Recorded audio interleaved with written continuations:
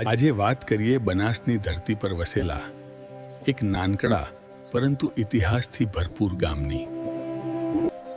આ ગામનું નામ છે દિયોદર તાલુકાનું ગામ ધ્રાંડવ।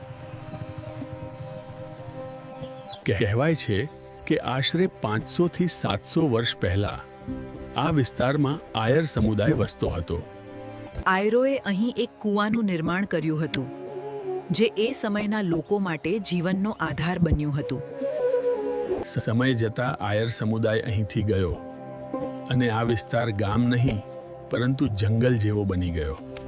આશરે 200 થી 250 વર્ષ પહેલા રબારી સમાજના 2 ગઢિયા ઊંટો સાથે અહીં આવ્યા।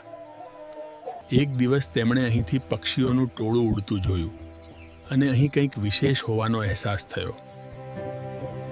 ત્યાં જઈને જોયું તો આયરોએ બનાવેલો કૂવો અને થોડે દૂર નાનકડું જોગમાયાનું મંદિર હતું।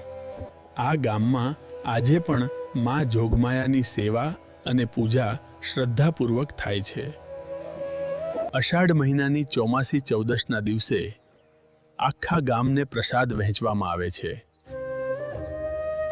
રબારી સમાજથી શરૂ થયેલું આ ધ્રાંડવ ગામ આજે 18 આલમની એકતા સાથે આગળ વધે છે।